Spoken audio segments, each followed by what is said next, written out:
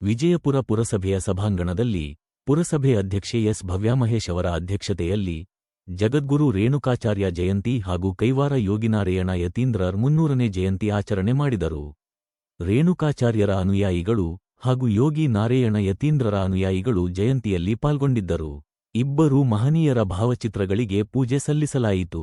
ಮಹಾತ್ಮಾಂಜನೇಯ ಅವರಿಂದ ಸಂಕೀರ್ತನಾ ಕಾರ್ಯಕ್ರಮ ನಡೆಯಿತು. ಪುರಸಭೆ ಸದಸ್ಯರಾದ ಸಿಎಂ ರಾಮು, ಎಂ ನಾರಾಯಣಸ್ವಾಮಿ, ಶ್ರೀರಾಮಪ್ಪ, ಮುಖಂಡರಾದ ಎಸ್ಆರ್ಎಸ್ ಬಸವರಾಜ್, ಮುನಿರಾಜು, ವೇಮಣ್ಣ, ಹರೀಶ್, ಶಾಮಣ್ಣ ಸೇರಿದಂತೆ ಮುಖಂಡರು ಹಾಜರಿದ್ದರು. ಎನ್ ಭಾಸ್ಕರ್ ಬಾಬು ಜೊತೆ M Muninarayana SPM news Vijayapura.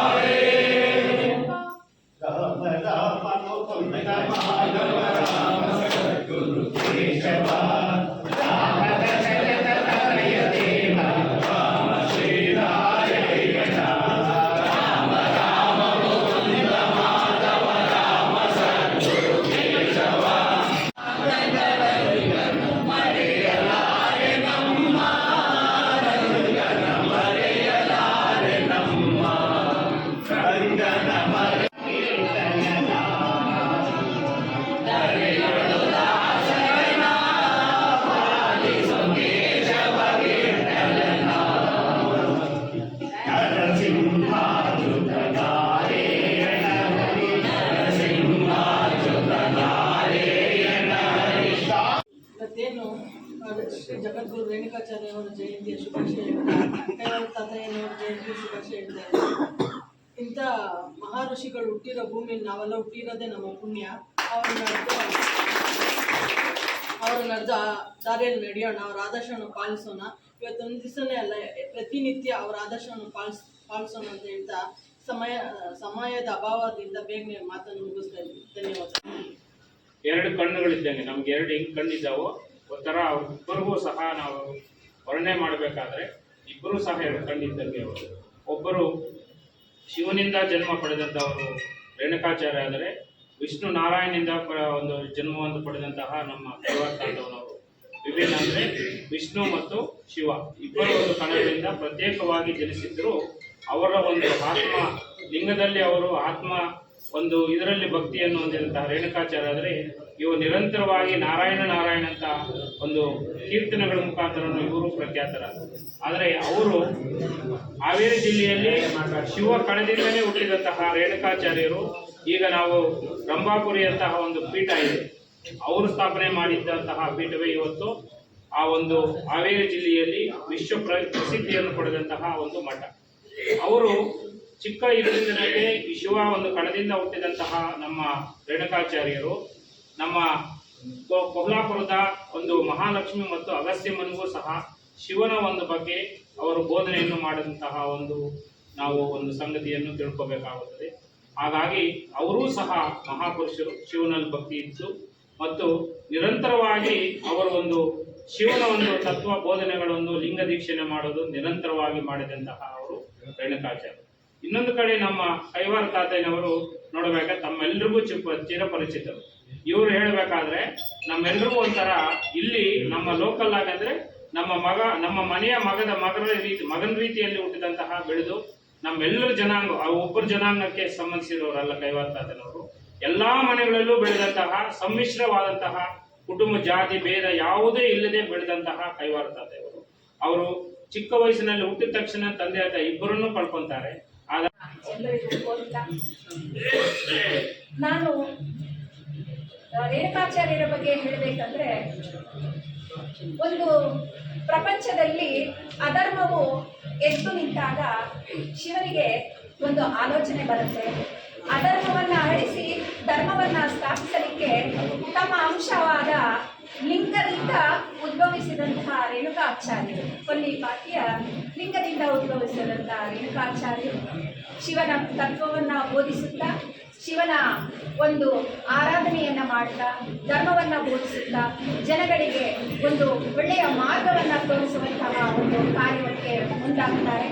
5 ಪಂಚಪೀಠಗಳನ್ನ ಪ್ರತಿಷ್ಠಾಪನೆ ಮಾಡ್ತಾರೆ. ಸಾವಿರಾರು ವರ್ಷಗಳ ಹಿಂದೆಯೇ ಶ್ರೀ ರೇಣುಕಾಚಾರ್ಯರು ಜಾತಿ ಧರ್ಮ ಭೇದವಲ್ಲದೆ ಎಲ್ಲ ಜನಾಂಗಕ್ಕೂ ಮಠಗಳನ್ನ ಸ್ಥಾಪಿಸಿ ಅಲ್ಲಿ ಆ ಮಠಗಳಿಗೆ ಗುರುಗಳನ್ನ ನೇಮಿಸ್ತಾರೆ.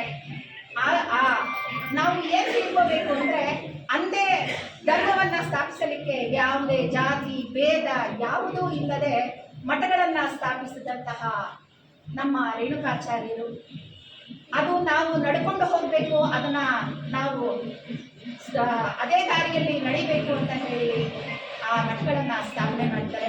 ಅವರ ಧ್ಯೇಯವಾಕ್ಯ ಒಂದೇ, ಮಾನವ ಧರ್ಮಕ್ಕೆ ಜಯವಾಗಲಿ, ಮಾನವ ಧರ್ಮ ಒಂದೇ ಅಂತ ಹೇಳ್ಕೊಂಡು ಅವರ ಧ್ಯೇಯವಾಕ್ಯ. ನಾವು ಕೈವಾರ ತಾತಯ್ಯನವರ ಬಗ್ಗೆ ಹೇಳಬೇಕು. ಶ್ರೀ ಯೋಗಿನಾರಾಯಣ ಯತೀಂದ್ರರ 300ನೇ ವರ್ಷದ ಜಯಂತ್ಯೋತ್ಸವ ನಾವು ಆಚರಣೆ ಮಾಡ್ತಾ ಇದ್ದೀವಿ.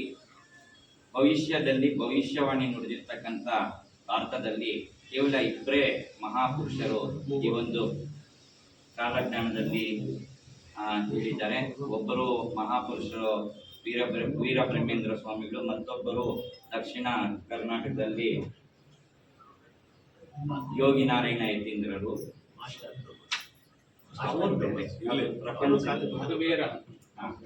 ಜನಿಸಿ ಒಂದು ಕಾಲಜ್ಞಾನ ರೂಪದಲ್ಲಿ ಎಲ್ಲಾನ ತಿಳಿಸ್ಕೊಟ್ಟಿದ್ದಾರೆ. ಆ ಭವಿಷ್ಯದಲ್ಲಿ ಏನೇನಾಗ್ತಾ ಇದೆ, ಮುಂದೆ ಒಂದಿನ ಈ ತರ ಆಗುತ್ತೆ ಅಂತ ದೇಶಕ್ಕೆ ಸಕಲವನ್ನು ತಿಳಿಸ್ಕೊಟ್ಟಿದ್ದಾರೆ.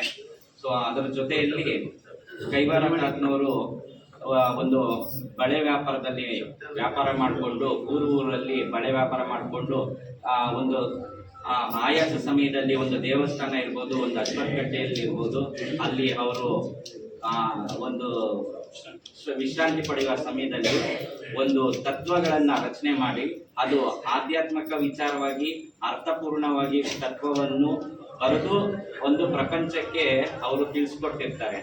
ಅದೇ ಇದರಲ್ಲಿ ಅವರು ಏನು ಭವಿಷ್ಯದಲ್ಲಿ ಘಟನೆಗಳನ್ನ ತಿಳಿಸ್ಕೊಟ್ಟಿರ್ತಾರೆ. ಈ ಒಂದು ಕಾರ್ಯಕ್ರಮವನ್ನು ಮಾನ್ಯ ಮಾಜಿ ಮಂತ್ರಿಗಳ ಮುಖ್ಯಮಂತ್ರಿಗಳು ಯಡಿಯೂರಪ್ಪ ಸರ್ಕಾರದಲ್ಲಿ ಒಂದು ಜಯಂತಿಯನ್ನ ಆಚರಣೆ ಮಾಡಲು ಮತ್ತೆ ಜಗದ್ಗುರು ರೇಣುಕಾಚಾರ್ಯರ ಆಚರಣೆ ಮಾಡಲು ಸಹ ಜಯಂತಿಯನ್ನ ಜಾರಿಗೆ ತಂದಿದ್ದಾರೆ. ಅವ್ರಿಗೂ ನಮ್ಮ ಸಮುದಾಯ ವತಿಯಿಂದ ಅವ್ರಿಗೂ ಶುಭಾಶಯಗಳನ್ನು ತಿಳಿಸ್ತಾ ಇದ್ದೀವಿ. ಅವಕಾಶಕ್ಕಾಗಿ ವಂದನೆ.